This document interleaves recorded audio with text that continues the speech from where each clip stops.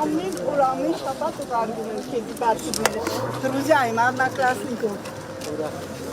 Արոքսի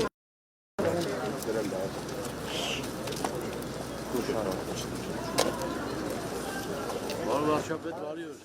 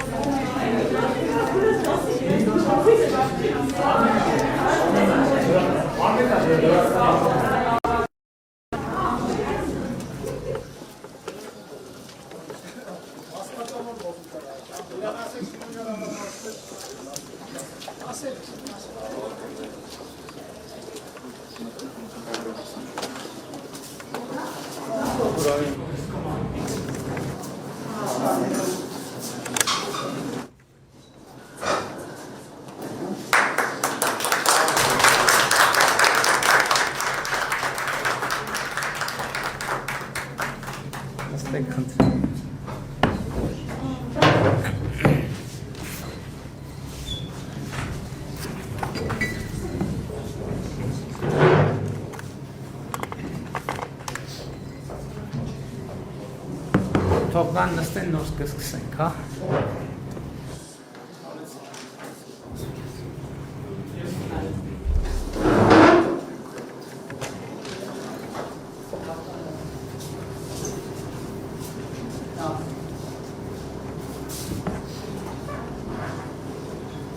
Ժորդ, համեցեք ստորսեք։ Ժորդ ջան, անցեք նստեք։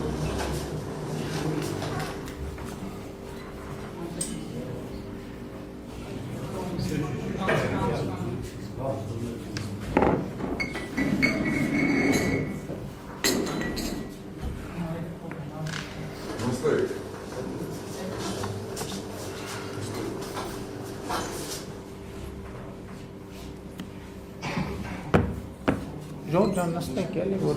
արդեն Անը ջանացեք նստեք։ Այս արին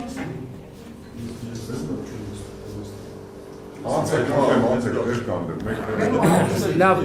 սիրելի համախոհներ, շատ ուրախ եմ այսօրվա մեր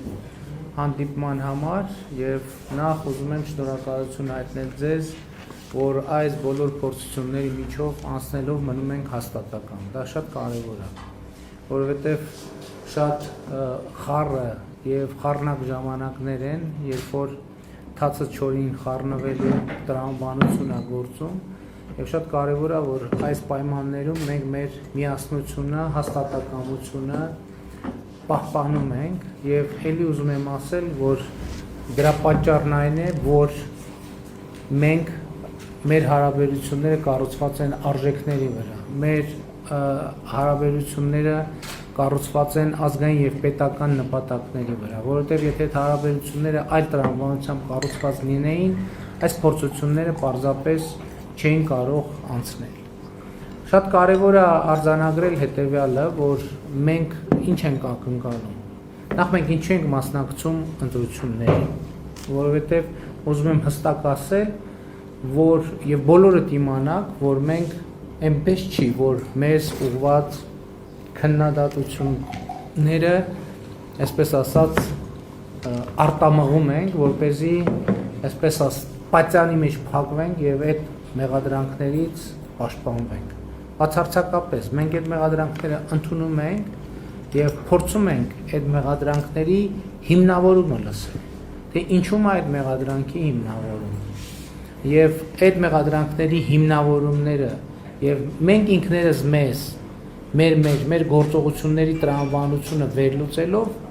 եւ նաեւ հանրության արձագանքները լսելով եկել ենք այն եզրակացության, որ մենք Հայաստանի Հանրապետությունում պիտի շարունակենք հավակնել իշխանության։ Ինչու, որովհետեւ առաջինը նախ վերջին 3 տարվա ընթացքում մենք արել ենք ահռելի փոփոխություններ Հայաստանում։ Ընդհանուր զինված ուժերում մենք վերջին 3 տարվա մինչև 2020 թվականի սեպտեմբերի 27-ը արվել են այնպիսի ծավալների փոփոխություններ, սկսած սպառազինության ձեռքբերումից, վերջացրած զինվորականների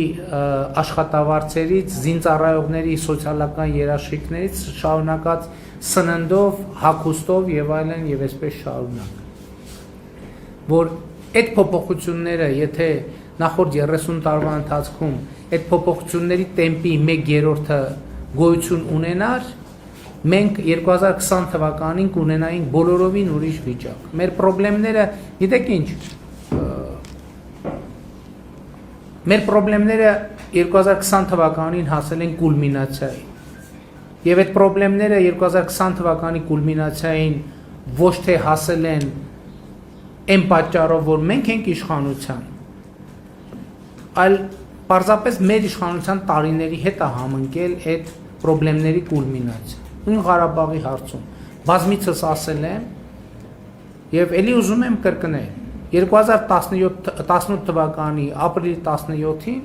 Սերժ Սարգսյանը, որը վերջին 10 տարով 12 տարում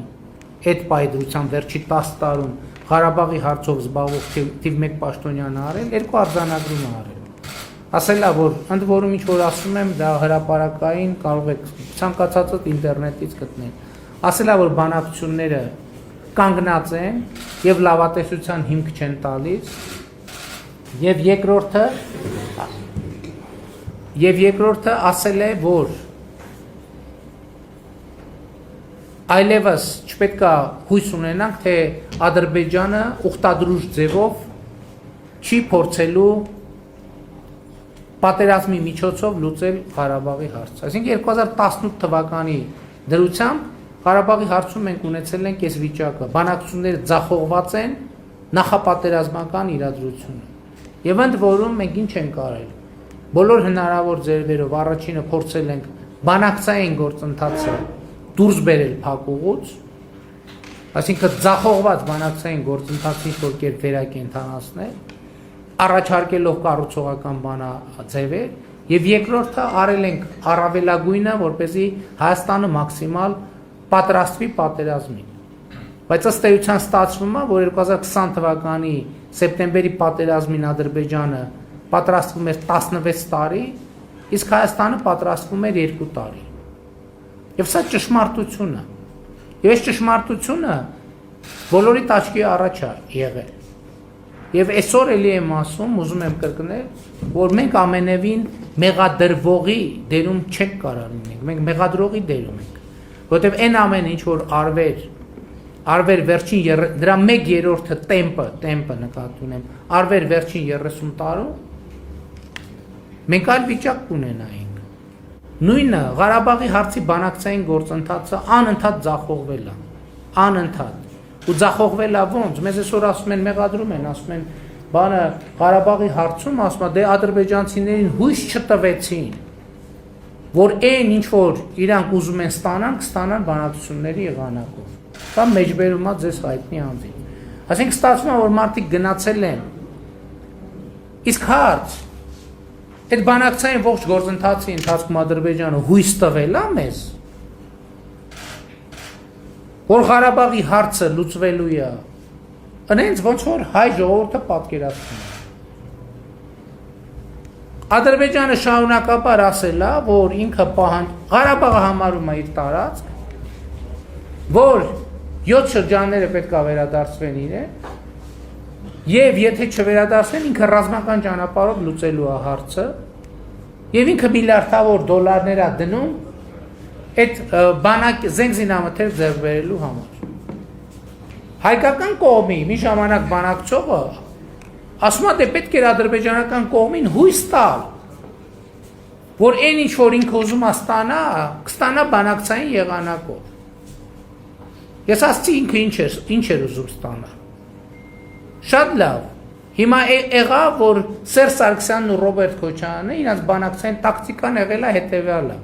Ադրբեջանին տալ հույս, որ այս ամեն ինչը ինքը բանակցային ճանապարհով կստանա։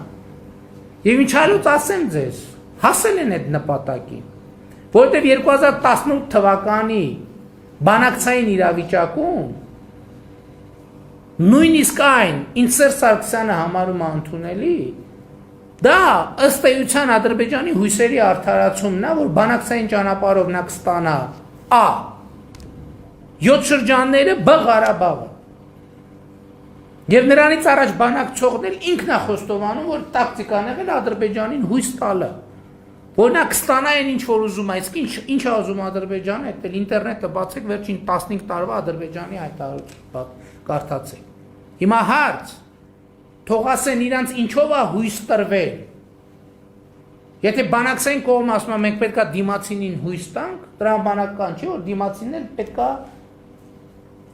մեզ հույս տար, ինչի հույս է տվել մեզ Ադրբեջանը։ Ոչ մի բանի։ Մենակ մի բանի հույս է տվել, ասել է եթե միակ տարբերակը, որտեղ այս հույսի տրամաբանությունը կարել գործեր, այդ հետևյալն է, որ քննարկվել է, որ Մեղրին փոխանակենք Ղարաբաղի հետ 1990,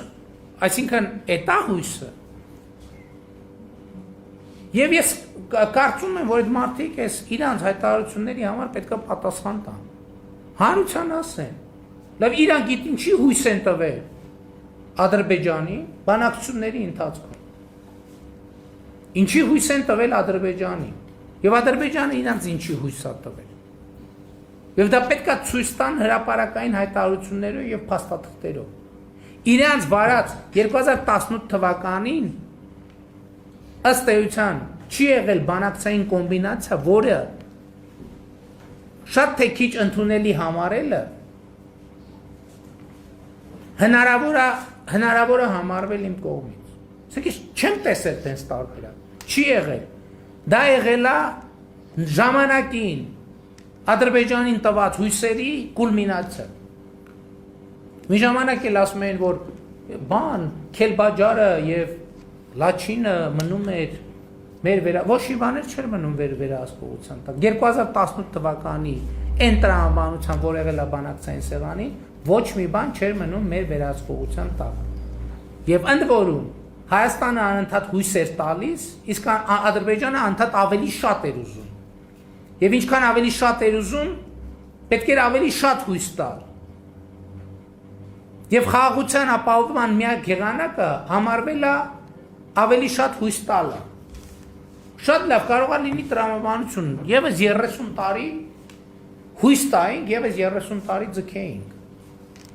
Բայց ով է ասել, որ դիմացինը տենց, երբ որ մի տարի, 2 տարի, 3 տարի, 4 տարի, 10 տարի, 15 տարի, 20 տարի հույս ես տալիս, անդադ ասում ես կանենք, գալիս է պահ, որ ասում է լավ, արդեն խոսքից պետք է անցնել գործի։ Որտեւ եկեք անհատական մակարդակով նայենք, ինչ որ մեկից դուք ինչ որ պահանջ ունեք։ Այդ մարդն ասում է դե կանենք, էլի կանենք։ Շատ լավ, ասում եք դե մի շաբաթ կանենք, շատ լավ, կանենք։ Երկրորդ շաբաթն է ասում է դե կանենք, էլի կանենք։ Երրորդ շաբաթն է ասում է դե կանենք։ Լավ, 5 շաբաթ, 10 շաբաթ, 100 շաբաթ, 500 շաբաթ, դուք ձեր այդ տրամաբանության մեջ, այսինքն դուք կհամաձայնվեք, որ անվերջ 50 տարի ասի այս շաբաթ կանենք։ Նույն իրավիճակն է, բացարձակ տարբերություն չկա։ Եվ շատ կարևոր է, որ այս ամեն ինչի այդ հույսերը արդեն ոչ միայն Ադրբեջանի ակնկալիքն են դարձել Հայաստանի Հանրապետությունից, այլև միջազգային հանրության եւ միջնորդների։ Եվ այս իրավիճակում ենք մենք ժառանգել Ղարաբաղի հարցը։ Եվ դա փաստաթղթերով է ապացուցելի։ Միակ կոմպոնենտը, որը այստեղ կարող էր ինչ-որ կարևոր դերակատարում ունենալ, կամ ավելի ճիշտ մխիթարող դերակատարում ունենալ, այդ Ղարաբաղի միջանկյալ կարգավիճակի թեման էր։ Բայց Ադրբեջանը եւ միջնորդները ըստ էության 2016 թվականից արձանագրել են, որ միջանկյալ կարգավիճակ չի լինելու։ 2015 թվականին, 2015-16 թվականի հունվարին ըստ էության պաշտոնապես Հայաստանին ներկայացվել է, որ Հայաստանը պետք է միջանկյալ կարգավիճակի գաղափարից հրաժարվի Ղարաբաղի։ Հայաստանը բնականաբար մերժել է, որից հետո 2016 թվականի ապրիլին սկսվել է ապրիլյան պատերազմը։ Ժամանակագրությունը արձանագրեցինք, 16 թվականին միջնորդները Հայաստանին ասել են պաշտոնապես, որ պետք է հրաժարվել միջանկյալ կարգավիճակից, Ղարաբաղի, Հայաստանը մերժել է դա, 16 թվականի ապրիլին տեղի ունեցել քառօրյա պատերազմը, որից հետո 2016 թվականի ամռանը արդեն ներկայացվել են առաջարկներ, որտեղ միջանկյալ կարգավիճակ հասկացությունը գոյություն չունի։ Որից հետո տեղի ունեցել բանակցային գործընթաց, որի արդյունքում հայկական կողմը ըստ էության համաձայնվել է, որ նաև Քելբաջարի ու Լաչինի շրջանները պետք է հանձնի, առաջարկելով վերադարձնել միջանկյալ կարգավիճակի տրամաբանությունը, ինչը ադրբեջանական կողմը մերժել է։ Հասկանում եք, բանակցային գործընթացում երկու կողմ է ձևավորվել, որի հույսերը անընդհատ պիտի մեծանան, եւ երկրորդ կողմն նա է, որը պետք է ավելի ու ավելի շատ մեծ հույսեր տա դիմացինին։ Եվ երբ որ ամեն ինչի հույսը տրված է, արդեն գալիս է գործողության ժամանակը։ Բայց ես ուզում եմ ուրիշ բան ասել։ Եթե նույնիսկ ընկալենք Ղարաբաղի միջանկյալ կարգավիճակը, եթե նույնիսկ պիտի ընդունվի, ինչ պիտի տեղի ունենար հետո։ Նախ շատ կարևոր առանձնահատկություն կա, որ 98 թվականին Քոչարյան-Սարգսյան զույգը իշխանափոխությունը արել են տրամաբանությամբ, որ Ղարաբաղի հարցը փուլային եղանակով չպետք է լուծվի, այլ պետք է լուծվի փաթեթային եղանակով, 2018 թվականին բանակցային սեղանի վրա եղել եւ այդ ողջ ընթացքում բանակցել են մի փաստաթուղթ, որը վերնագրված է. «О первом этапе и о дальнейших шагах Նագորնո-Ղարաբաղского урегулирования». Լեռնային Ղարաբաղի կարգավորման առաջին փուլի եւ հետագա քայլերի մասին։ Քաղաքական խորամանկություն են արել, այնտեղ իբր որպեսզի չստացի, որ 98 թվի այդ բանը քաղաքական հանձնառությունից խուսափել են, մի նախադասության մեջ գրվում է. այս լուծումը փաթեթային է եւ փոխներառված է վերնագրի մեջ գրած է փուլեր, այնտեղ մի նախադասություն են ձևակերպել հայկական կողմի խնդրանքով բնականաբար, որ սա փաթեթային լուծում է։ Բայց այդտեղ ուրիշ խնդիր կա, նույնիսկ եթե այդ պայմանագիրը ստորագրվում էր, ինչ էր տեղի ունենում։ Դա արդյոք մտնում էր ուժի մեջ։ Ոչ, որովհետև գրված է, որ այս գործողությունները արվում են նրանից հետո, երբ որ Հայաստանի եւ Ադրբեջանի կառավարությունները միջպետական, միջկառավարական բանակցությունների ճանապարհով մնացած հարցերն են լուծում։ Այսինքն բանակցվել է մաքուր փուլային տարբերակ։ Բայց ես ուզում եմ վերադառնամ միջանկյալ կարգավիճակի հետ կապված թեմային։ Ասվում է, որ միջանկյալ կարգավիճակը վերջնական կարգավիճակը Ղարաբաղի պետք է որոշվեր Լեռնային Ղարաբաղի ամբողջ բնակչության ազատ կամ արտահայտությունը ապահովող հանրաքվեի միջոցով։ Ես այս վերջերս հարց բարձրացրի, ինչ նշանակում Լեռնային Ղարաբաղի ամբողջ բնակչություն։ Եվ Սերժ Սարգսյան թիմը ստիպված էր խոստովանել, որ այդտեղ խոսքը գնում է նաև Լեռնային Ղարաբաղից հեռացած ադրբեջանցիների մասին։ Այսինքն, որոնք պետք է այս տրամաբանությամբ համարվեն Ղարաբաղի բնակչություն։ Ղարաբաղի բնակչություն համարվելու համար պետք է բնակվել Ղարաբաղում։ Այդ 40,000 ադրբեջանցին, որ Ղարաբաղում պիտի բնակվեր, որտեղ պիտի բնակվեր։ Անտառներում, սարերում, ձորերում։ Իհարկե պիտի բնակվեր այնտեղ, որտեղ որ նախկինում բնակվել է, ճիշտ է, բնականաբար։ Հարց 40,000 ադրբեջանցի 88 թվականին Ղարաբաղից դուրս է եկել։ Հիմա այնտեղից դուրս եկածները եւ իրենց ժառանգները քանի հոգի են։ Որովհետեւ կասկած չունենայք, որ Ադրբեջանն ասել որ հիմա իրանք 120,000 մարդ են։ Եվ հետևաբար այդ հանրաքվե, հա, շատ կարևոր նրբություն։ Ընդգծվում է, որ այդ ենթադրվող հանրաքվեն պետքա տեղի ունենա կողմերի միջև համաձայնեցված ժամկետներում։ Ադրբեջանական կողմն ասում էր, որ իմ դիրքորոշումն է նա, որ առաջիկա 100 տարում այդ հանրաքվեն պետքա տեղի չունենա։ Հիմա process-ը պատկերացնենք։ Լեռնային Ղարաբաղի ադրբեջանական բնակչությունը դառնում է Լեռնային Ղարաբաղի ադրբեջանական բնակչություն։ Եվ Ադրբեջանն ասում է, գիտեք ինչ, ես առաջիկա 100 տարում, դու նույնիսկ առաջիկա 200 տարում չեմ համաձայնվելու։ Եվ ինքը երբ կհամաձայնվի այդ հանրաքվեին, երբ որ տեսնի, որ ադրբեջանական բնակչությունը Լեռնային Ղարաբաղի ավելի շատ է, քան հայկական բնակչությունը։ Բայց սա դեռ ամբողջը չի։ Այդ փաստաթղթում գրված է, որ տեղի է ունենում կողմերի միջև համաձայնեցված ժամկետներում հանրաքվե,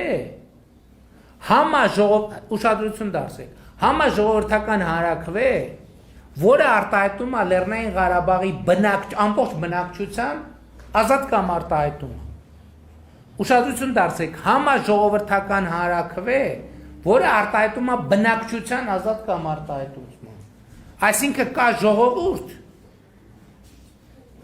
եւ կա բնակչություն։ Բնակչությունը Լեռնային Ղարաբաղի բնակչությունն է, որը կազմված է ըստ Քոչարյան-Սարգսյան զույգի բանակցած եւ ընդունելի համարված տարբերակի, բնակչությունը կազմված է հայերից եւ ադրբեջանցիներից։ Բա համաժողովրդական հասկացության ժողովուրդը ո՞ր ժողովրդի մասին է խոսքը։ Եվ այստեղ է, որ շատ սկզբունքային կարևոր բանն է տեղի ունենում։ Ադրբեջանն ասում է, որ իմ սահմանադրության համաձայն որևէ տարածքի, կարգավիճակի, որոշման հարցով հանրաքվե կարող է տեղի ունենա միայն ամբողջ Ադրբեջանի կազմում։ Եվ հետևաբար, էսա Քոչարյանի տված հույսերը, ոչ թե հույս, ես ասեցի իրանք բերել են պրոցեսը տարել են նենց, որ Ղարաբաղը, այդ հո ասելով չի, Ղարաբաղը չի կարող, ուրիշ գործով բան է, դատավարություն է, կաշառքի գործով, գալիս է իշխնում, ասում է Ղարաբաղը չի լինելու Ադրբեջանի կազմում։ Որտև գիտի, որ նենց ինքն ու Քոչարյանն են ժառանգություն են թողել, որ Ղարաբաղը իրանց թողած բովանդակության չի կարա չլինի Ադրբեջանի կազմում։ Ես ձեզ ամբողջ շղթան, այսքան մանրամասներով երևի ոչ մի անգամ չէի ներկայացրել։ Ես ձեզ բոլոր մանրամասներն ես ինչ որ ասում եմ թղթի վրա գրած է։ Թղթի վրա գրած է։ Եվ էսա ճշմարտությունը։ Եվ հետևաբար սկսած 98 թվականից Քոչարյան-Սարգսյան զույգը սկզբից Ղարաբաղին հույս է տվել, հետո երաշխիքներ է տվել, որ Ադրբեջանը ստանալու է այն ինչ որ ինքը ուզում է ստանալ։ Ես վերջերս հանրաքվեի եւ այդ բնակչություն ժողովուրդ, ես հույս ունեմ այս նրբությունները կա։ Ես ձեզ ասեմ, սահմանադրորեն միջազգային իրավունքի տեսակետից ժողովուրդը ամենաբարձր իրավաց սուբյեկտն է։ Հիմա որ մեր սահմանադրությունը բացեք որևէ երկրի, այնտեղ գրված է, որ հայ ժողովուրդը հանդես է գալիս որպես պետության հիմնադիր, նախաբանում, եւ իշխանությունը պատկանում է ժողովրդին։ Բնակչությունն էլ է սուբյեկտ, բայց բնակչությունը ոչ թե պետական մակարդակի սուբյեկտ է, այլ կամ տեղական ինքնակառավարման մակարդակի սուբյեկտ, կամ էլ որոշակի ինքնավարության սուբյեկտ։ Սրանք շատ կարևոր նրբություններ են։ Եվ հետևաբար, այս բառապաշարը ընդունելով եւ այս բառապաշարի շուրջ 20 տարուց ավել բանակցելով իրանք տվել են այդ երաշխիքը։ Բայց ես սա խոսում եմ 2018 թվականի իրադրության մասին։ Բայց այդ իրադրությունը ունեցել է հանգրվաններ։ Այդ հանգրվաններից, եթե հետահայացով գնանք, հիշատակման արժանին որն է 1999 թվականի նոյեմբերի 30-ի ԵԱՀԿ Ստամբուլյան գագաթաժողովը, որտեղ Հայաստանը կողմ քվեարկեց մի բանաձևի, որտեղ ասվում է, ես այդ իմ մոտ պահել եմ, որովհետև կարևոր է։ Տեսեք ինչ է ասում։ Կոչվում է փաստաթուղթը Եվրոպայի անվտանգության խարտիա։ Ստամբուլյան գագաթաժողովում ընդունվել։ Մարդու իրավունքների ներառյալ ուշադրություն դարձրեք, խնդրում եմ։ Որտեւ գիտեք ինչի համար եմ ես ամեն ինչ ասում։ Որտեւ այսօր Հայաստանում կան բաներ, քաղաքական գործիչներ, նախկին իշխանավորներ, որոնք sense դեմքով խոսում են եւ ուզում են ցույց տալ, որ այս բաները, այս միտքը, բովանդակությունը հասարակ մահկանացուների բանին, մտքին հասու չի եւ այդ մենակ իրանք են, որ կարան հասկանան, թե ինչա գրած եւ մանիպուլացնեն։ Հիմա པարզ բան է գրած։ Խնդրում եմ իմ մեկնաբանության ընդհանրապես ուշադրություն մի դարձրեք։ Դուք ունեցեք ձեր մեկնաբանությունը։ Ես այս ինչ որ ասում եմ փաստեր։ Դուք մեկնաբանեք։ Իմ մեկնաբանության ուշադրություն մի դարձրեք։ Մեջբերում Խարտիայի մարդու իրավունքների ոլորտ բաժնի հոդված 19-ից։ Մարդու իրավունքների ներառյալ ազգային փոքրամասնություններին պատկանող անձանց իրավունքների նկատմամբ լիարժեք հարգանքը, բացի այն բանից, որ դա ինքնին նպատակ է, չպետք է խաթարի, այլ պիտի հակառակը ամրապնդի տարածքային ամբողջականությունը եւ ինքնիշխանությունը։ Ինքնավարության տարբեր հայացակարգերը, ինչպես նաեւ վերոհիշյալ փաստաթղթերում նշված այլ մոտեցումներ, որոնք համապատասխանում են ԵԱՀԿ սկզբունքներին, ազգային փոքրամասնությունների էթնիկ, լեզվական եւ կրոնական ինքնության պաշտպանության եւ խթանման միջոցներ են գոյություն ունեցող պետության ներսում։ Մեկնաբանեմ թե չմեկնաբանեմ։ Այսինքն իրանք ասում են, որ ազգային փոքրամասնության իրավունքների պաշտպանությունը կապ չունի այդ փոքրամասնության, այդ երկրից փոկվելու հետ, պետք է մնա այդ երկրի կազմում եւ պետք է իր ինքնությունը պաշտպանելու համար միջոցներ ձեռնարկվեն։ Այս հանգրվանը սա պատահական հանգրվան չի։ Որովհետեւ սրանից առաջ եղել է Մեղրիի հարցը։ Այս կոնցեպտը, որ երբ որ նոյեմբերի 30-ին 99 թվականին ընդունվել է, հո 99 թվականի նոյեմբերի 30-ին չի գրվել ու քվեարկվել։ Ես ձեզ ասեմ, սենց փաստաթղթերը ամիսներ շրջանառվում են, մշակվում են, նույնիսկ դեպքերի մեծ մասում հենց միջոցառումից առաջ արդեն քվեարկությունը համաձայնեցված է լինում, որ ոչ թե վերջին պահին ձեռ են բարձրացնում, այլ արդեն հավաքվում են իմանալով, որ կոնսենսուս կա։ Սա այս երկու թեման, այս նյուանսն եմ առաջի անգամ ասում, նախկինում երբեք չեմ ասել։ Հիմա պատկերացրեք 1999 թվականի նոյեմբերի 30-ին պաշտոնապես ընդունվել է, սա նշանակում է, որ 99 թվականի սեպտեմբեր-հոկտեմբերին այս փաստաթուղթը արդեն պետք է պատրաստ լիներ։ Նախագիծը վերջնական տեսքով։ Հիմա հարց, բայց այս փաստաթղթին երբ որ համաձայնություն էր տալիս Հայաստանի ժամանակվա իշխանությունը, պետք է որոշակի պատկերացում ունենար, լավ, ինչա, ոնց է պատկերացնում, պետք է գասի դե, քանի որ ես ընդունել ենք, Ղարաբաղը մնում է Ադրբեջանի կազմում, բնականաբար ոչ, չէր կարող այդ իշխանությունը այդպիսի բան ասել, մանավանդ 98 թվականի իշխանափոխությունից հետո, երբ որ հաղթական տրամաբանությամբ գալիս էին իշխանություն։ Եվ հետևաբար այս համատեքստում կոմպրոմիսը հնարավոր եղել է հետևյալը, որ տարածքների փոխանակման միջոցով լուծել Ղարաբաղի հարցը։ Երբ որ երկու երկիր համաձայնվում են, այս տարածքը ինձ, այս տարածքը քեզ։ Եվ այդ համատեքստում է, որ ձևավորվել է Մեղրին Ադրբեջանին փոխանակելու այդ փաստաթուղթը։ Եվ այդ փաստաթուղթը հիմա ես հույս ունեմ, դե որ մեջբերումներով եմ անում, այդ փաստաթուղթը ես որտեղ ունեմ։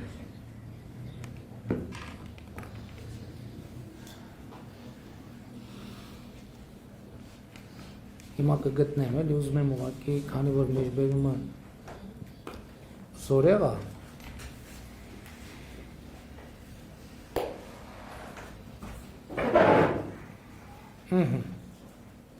Տեսեք, այդ փաստաթուղթը տրամաբանությունը հետևյալն էր,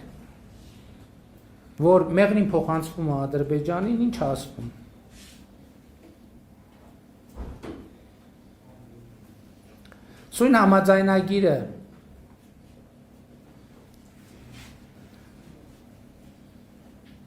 Սույն համաձայնագիրը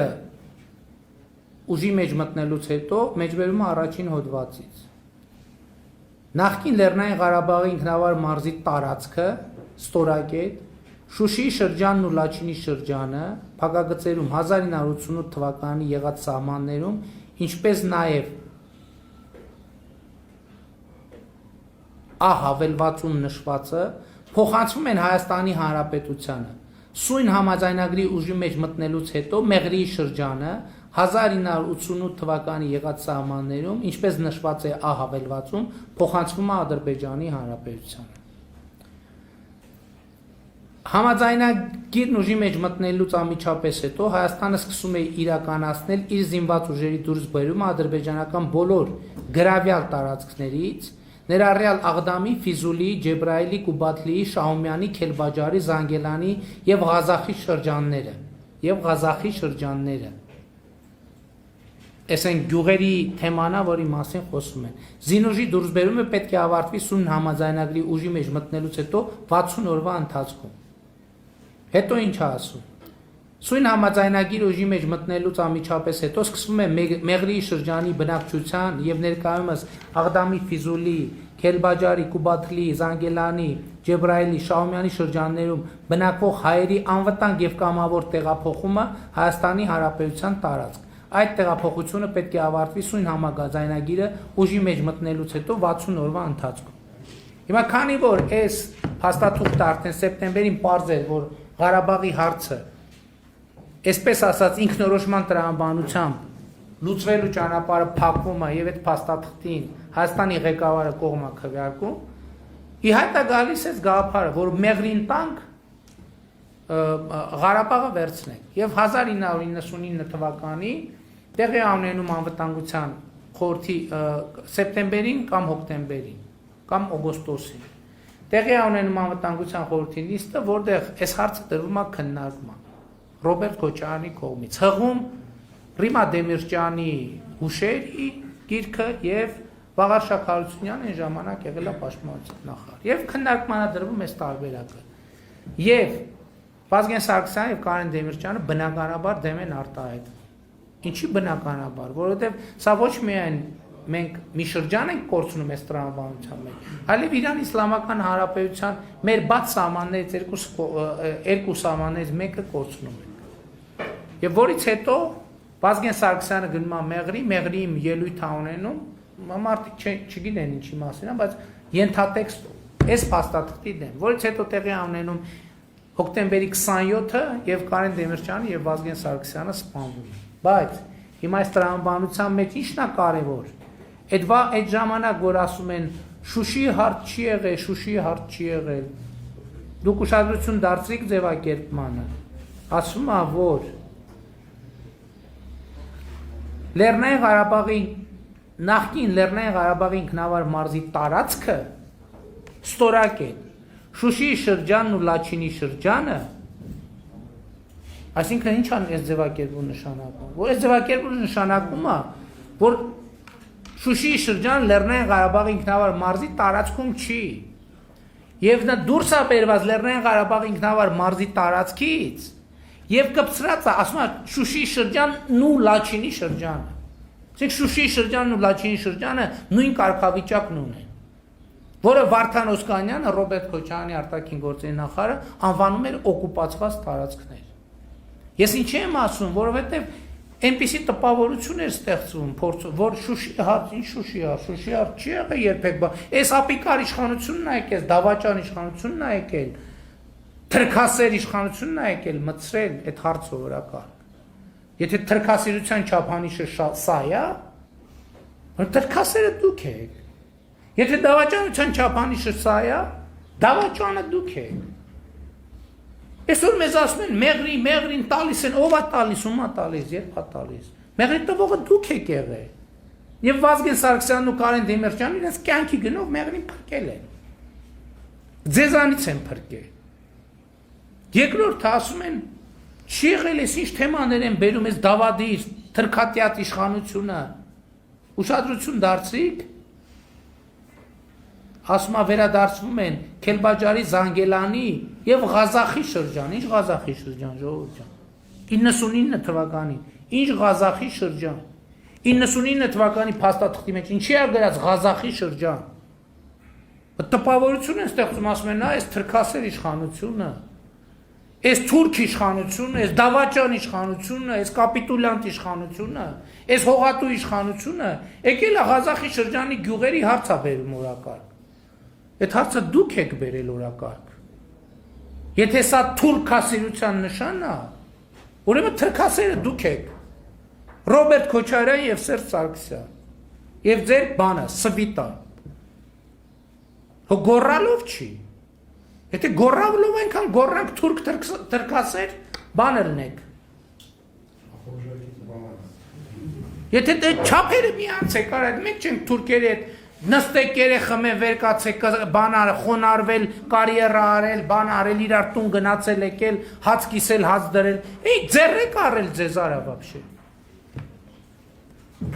Հայաստանի 90%-ը ձեզ եկել ասում թուրք, հիմա դուք եկել եք մեզ եք ասում թուրք, բայց ես ասեմ, որ ես դեմ եմ ազգային թշնամանքի հրահարմանը։ Սա է ճշմարտությունը։ Սա է ճշմարտությունը, ժողովուրդ, եւ այո, մենք նաեւ սրա համար ենք այս նախընտրական քարոզարշավին մասնակցում։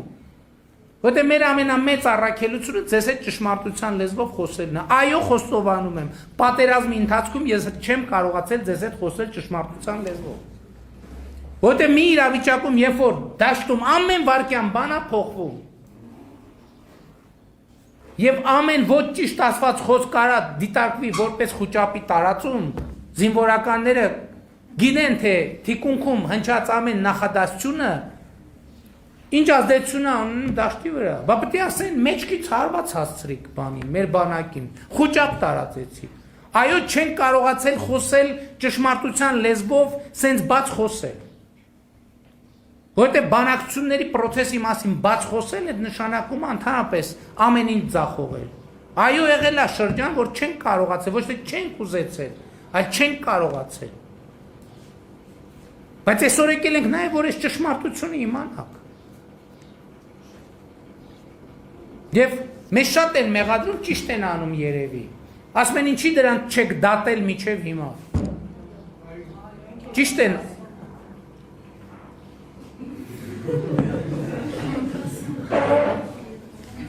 Ճիշտ եք ասում, ժողովուրդ։ Բայց ես պատճառների մասին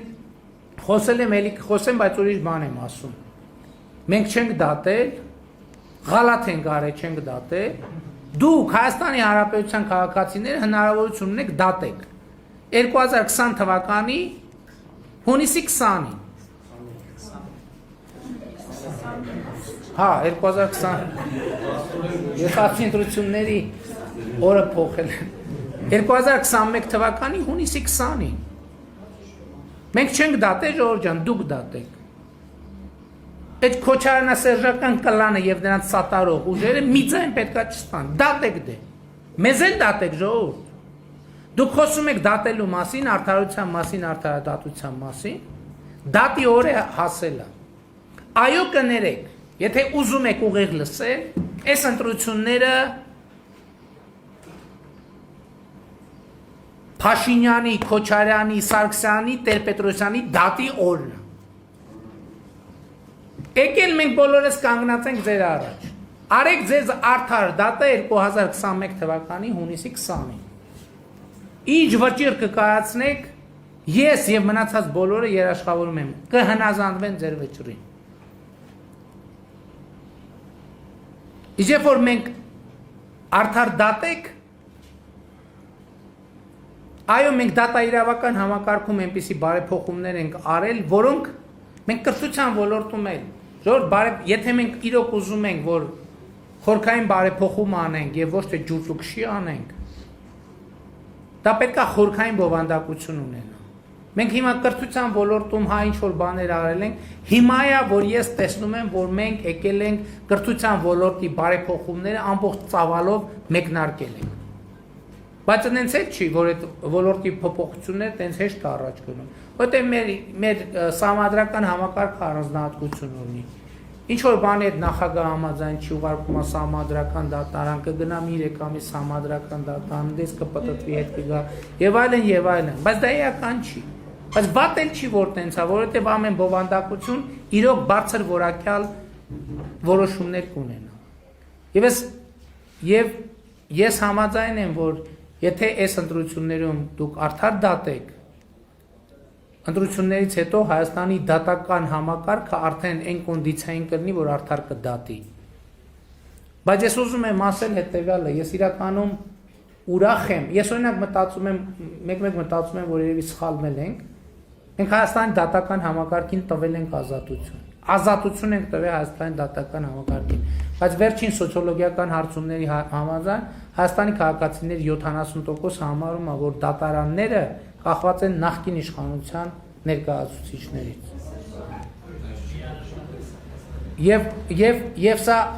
Եվ սա գնահատական է մեր դատական համակարգի, դատական համակարգը պետք է հետևություն անի։ Ես չեմ ասում, որ այդ կարծիքը 100%-ով ճշմարտություն է, բայց մենք պետք է դատական համակարգը հաստա ինքը իրար,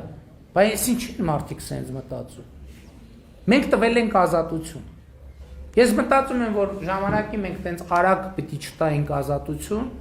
այլ սկսեինք կամաց, բայց գիտեք ինչ, գայթակղությունը մեծ է, երբ որ մենք այդ լծակները պահենք մեր ձեռքը,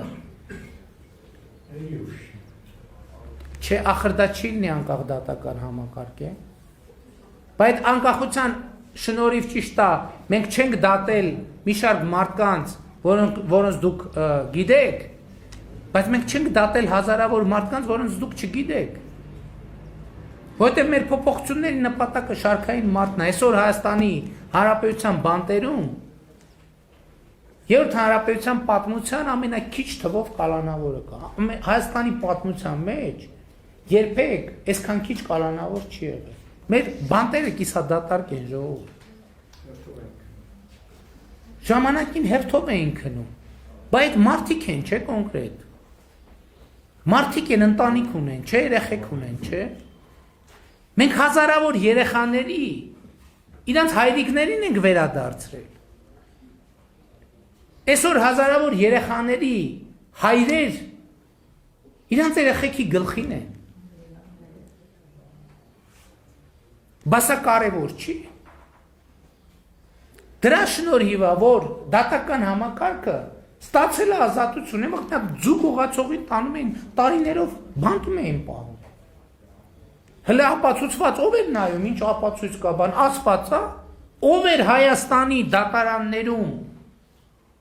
դեպքերի 70-80 եւ ավելի, ով էր ապացույց նայում, ապացույց կա թե չկա։ Վերևից զանգում ասում են, սրան պետք է դատեք։ Արդեն գրում էին, ստեղծում էին, հորինում էին ապա։ Այսօր դատական համակարգը վերցնում է ապացույց է նայում, հիմնավորվածություն է նայում, արդարացվածություն է նայում, բայց դրա արդյունքում հազարավոր մարդիկ ազատության մեջ են։ Հազարավոր հայրեր իրանց երեխեքի մոտ են, իրանց ընտանիքներում, իրանց ծնողների, իրանց կանանց կողքին են, բայց սա արդյունք չի։ Սա կարևոր արդյունք է, եւ սա մեր ուզած Հայաստանն է։ Ես էլ եմ ասում, 2018 թվականին, երբ որ ես վարչապետ եմ ընտրվել, իմ ստացած նամակների 80%-ը եղել է նրա մասին, որ հարազատս բան չի արել բանտում։ Ես արդեն մի տարի կլինի չեմ հիշում, որ այդ թեմայով որևէ նամակ ստանամ։ Հիմա նամակները այդ ոլորտին վերաբերող նամակ կա։ Գրում են, ասում են, այսքան տվել են, ճիշտ է, ընդունում ենք, արել է, խնդրում ենք մի տարով բանը ժամկետը կարճացրեք։ Այդ ուրիշ թեմա է, մերժում ենք հիմնականում կամ բան ենք անում, բայց խոսակցության բովանդակությունն է փոխվել ժողովուրդ։ Ես չեմ ասում, որ չկա տենց մարդ, բայց մեծ հաշվով չկա տենց մարդ։ Ես արդեն մի տարի այդ բովանդակությամբ նամակ չեմ ստանում։ Հա, որ նախկինում եղել են ու չկա։ Հիմա ասում եմ նույն բիզնեսի համար։ Այն ժամանակ ես որ պատգամավոր էի, որ լրագրող էի, ամեն ամիս մամուլի ամսվա վերջին երամսյակի մոտենում էր, մամուլը հեղեղվում էր, որ այս մանր գործարարն է բողոքում, որ Իրանից գերավճար են ուզում, էս են ուզում, են ուզում, հարկային ավել փող ուզում, երբ եք վերջի անգամ տենց բան լսել։ Հա, հիմա կա, որ ՀԴՄ-ի համար տուգանում են։ Կա։ Բայց պետք է մենք հարկ վճարելու մեր կուլտուրան էլ փոխենք, որովհետև հարկը դա մեր ճանապարհն է, մեր դպրոցն է, մեր հիվանդանոցն է, մեր բանակն է, մեր զինվորն է։ Այն ժամանակ, երբ որ ես ոչ էի կարա օրու մեջ ասել ժողովուրդ պատերազմ ալնելու, օրու մեջ ասում էի ՀԴՄ չխփող զինվորի հացից է գողանում։ Զինվորի մասին է խոսում անընդհատ, չէ խոսում ուսուցչի մասին, չէ խոսում հիվանդի մասին, հիվանդանոցում խոսում է զինվորի մասին։ Հարկը մեր կյանքի կազմակերպումն է։ Եվ այս ամեն ինչը ինչի համար եմ ասում։ Ասում եմ հետևյալի համար, մենք չենք եկել անցյալից խոսանք, մենք եկել ենք ապագայից խոսանք։ Մենք եկել ենք ասել, որ մեր երկիրը ապագա ունի։ Ապագա կա, բայց այդ ապագան պետք է մենք իրար հետ ստեղծենք։ Բոլորս, այո, ապագան սկսում է այդ ՀԴՄ կտրոնը խփում ենք, թե չենք խփում։ Ապագան սկսում է նրանից մենք մեր այսօրվա երեխաներին կրթության իրավունքը ապահովում ենք, թե չէ, որովհետև լավ կրթված երեխային մենք նրա բարեկեցությունը 100%-ով չենք ապահովում, բայց երաշխավորում ենք, որ նա աղքատ չի լինի։ Հմտություն, մասնագիտություն։ Եվ մենք գնում ենք այս ճանապարհով, եւ հսկայական գործ է արվել, ահռելի փոփոխություններ ա արվել։ Եվ հասկանալու համար խնդրի էությունը էլի ուզում եմ մեջբերել հետեւյալը։ Այսօրվա վատ վիճակագրությունը դա է, որ 2019 թվականին արված հետազոտության արդյունքներում մինչև 10 տարեկան երեխաների 35%-ը չի տիրապետում ընթերցանության կանոններին։ 1000 երեխայից 10 տարեկան 350-ը կարդալ չգիտի Հայաստանի Հանրապետություն ժողովուրդ։ Եվ սա գնահատական է մեզ բոլորից, մեր 30 տարվա պետությանը, որ խորհրդային միության տարիներին մենք անգրագիտությունը այդ լիք կայաններով բանով վերացրել էինք, չկար տենց պրոբլեմ, գործնական իրոք չկար սովետական միությունում, ասենք գրագիտության պրոբլեմ։ Փաստորեն անկախության 27 տարվա արդյունքում մենք Հայաստանում անգրագիտության խնդիրը կրկին առաջ։ Սա հələ մինչև 10 տարեկան երեխաներն են։ 2010-19 թվի դրությամբ 35%, սա խայտարակ թիվ է։ Եվ մենք պետք է այս հարցը լուծենք։ Եվ մենք պետք է դրա համար պետք է լինի Հայաստանում իշխանություն, որը օրգանական կապ ունի ժողովրդի հետ։ Եվ այո, մենք այդպիսի իշխանություն ենք եւ ձեր Հայաստանի քաղաքացիների վստահության քվեն ենք ակնկալում, բայց որպեսզի ոմանք այս խառնակ ժամանակներից ավելի չօգտվեն, մենք շատ պարզ ուզում ենք ասենք, անհրաժեշտ է, որ քաղաքացիական պայմանագիր կուսակցությունը հունիսի 20-ին ստանա ընտրողների 60%-ը, ձայների 60%-ը։ Եվ ձեզնից յուրաքանչյուրի ձայնը կարևոր է։ Եվ սրանով դուք այո եք ասում ապագային, սրանով այո եք ասում անվտանգությանը, սրանով այո եք ասում կայունությանը Հայաստանի Հանրապետության։ Եվ ես հույս ունեմ եւ նաեւ համոզմունք ունեմ, որ մեր ժողովուրդը հենց այսպես էլ վարվելու է։ Շնորհակալ եմ բոլորիդ։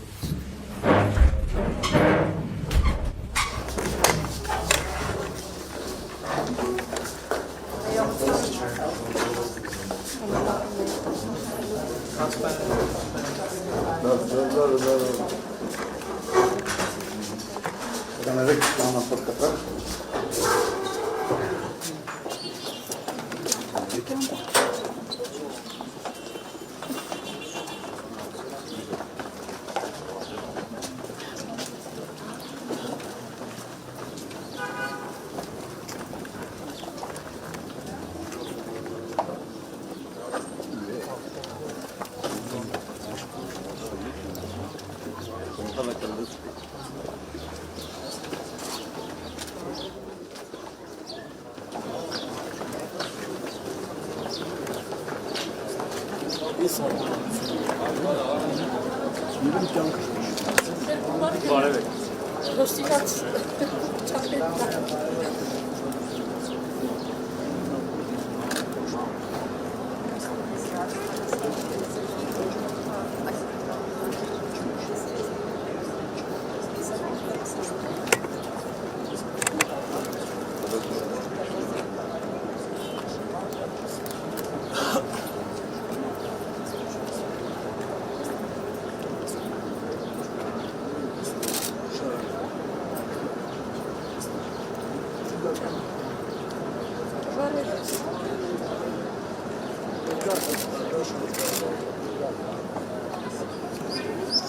Որտե՞ղ եք։ Հնարավոր է մեր եկան Եղուսայի չէիր ասելու Որը երկրորդ։ Շաբաթ գիրակի ասում այն ստար Փաշինյանի որ ես վերցնեմ Քանի հարցի։ Մեկ հարցի կպատասխանեմ։ Արդեն հրապարակային առաջարկ հնչեցրեցիք, բացի արդեն հրապարակված հայտարարություններից դրա հետ կապված ինչ զրույցներ եք ունեցել, ինչ կոնկրետ քայլեր կապեց գերեվարված ունենք այդ առումով ինչ կարող եք ասել։ Տեսեք, նախ շատ կարևոր եմ համարում արձանագրել, որ այդ process-ի կուլմինացիան ըստ էության տեղի ունեցավ 3 ԵԱՀԿ Մինսկի խմբի համանախագահները հանդես եկան հայտարարությամբ, որը սկզբունքորեն ընդունելի է մեզ համար եւ ես ողջունել եմ այդ հայտարարությանը եւ ասել եմ եւ ասացի, չգիտեմ, հետեւել եք թե չէ, այնտեղ կոչ է արվում անհապաղ քայլեր ձեռնարկել իրավիճակի դեսկալացիայի համար եւ ես այսօր հայտարարել եմ, որ մենք ցանկացած բայի պատրաստ ենք սկսել մեր զորքերի հետ քաշման գործընթացը, չէ, երեք ա եղել։ Այսօր եմ ես Չէ, ձեր առաջարկից նկատում եմ 2 օր անցել է գործուն, ինչ որ ձև արձագանք ստացել եք։ ԵԱՀԿ Մինսկի խմբի համանախագահությունը հրապարակային հայտարարություն արել եւ ես հրապարակային պատասխանել եմ, որ ցանկացած պահի պատրաստ ենք սկսել հետ քաշելու գործընթացը, որ պահին Մինսկի խմբի համանախագահները համաձայնությունը կհաստատեն Ադրբեջանի իշխանությունների հետ, որ իրենք են հետ քաշում։ Միաժամանակ հետ են քաշում։ Հաջորդը մեր պաշտպանության նախարարը եւ զինված ուժերի գլխավոր շտաբի պետի առաջ տեղակալը Մոսկվայում են։ Այսօր կվերադառնան, քննարկում ա եղել պաշտպանության նախարարի հետ Ռուսաստանի Դաշնության, նաեւ այլ գործընկերների հետ եւ այնտեղ էլ որոշակի պատկերացում կա։ Նաեւ ինտենսիվ ռուսական կողմը ես ասացի արդեն, որ եթե ԵԱՀԿ Մինսկի խմբի համանախագահությունը Ռուսաստանի, Ամերիկայի եւ Ֆրանսիայի ներկայացուցիչներն են։ Հայտարարությունը ընդունվում է 3-ի կողմից։ Եթե դա առաջարկող բանաձև, իսկ դա նշանակում է դա ընդունելի է Ռուսաստանի կողմից, դա ընդունելի է Ամերիկայի կողմից, դա ընդունելի է Ֆրանսիայի կողմից, այսինքն այս հարցը դուրս է գալու։ Եվ նաեւ ինտենսիվ բանակցություններ են գնում մեր գերեվարվածներին, շատ կարեւոր արձանագրում, որ ԵԱՀԿ Մինսկի խմբի համանախագահների հայտարարության մեջ արձանագրված է բոլոր գերիներին վերադարձնելու անհրաժեշտություն։ Սա է։ Եվ մեղրի մասով, կնեք մեղրի մասով 2 անգամ հիշատակում արեցիք, դա նշանակում է, որ օրակարգում նման հարց կա, նման պահանջ կա Ադրբեջանի կողմից, նման Ոչ, չկա նման բան։ Ես էլի եմ ասում, ես տեսեք, հրապարակային հայտարարությունների եւ իրական քաղաքական գործընթացի մեջ դիսոնանս կա։ Այն ինչ որ մենք պայմանավորվել ենք, ամբողջը նոյեմբերի 9-ի հայտարարությունը եղել է եւ նոյեմբերի 9-ի հայտարարության մեկնաբանությունը կոմունիկացիաների մասով բացվածքը տրվել է հունվարի 11-ի հայտարարության մեջ երրակողմելի։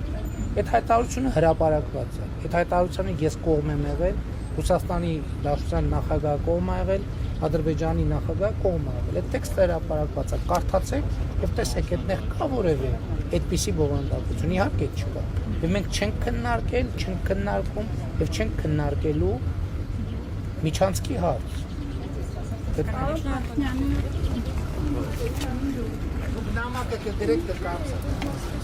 Լավ եղեք, ժողովուրդ ջան։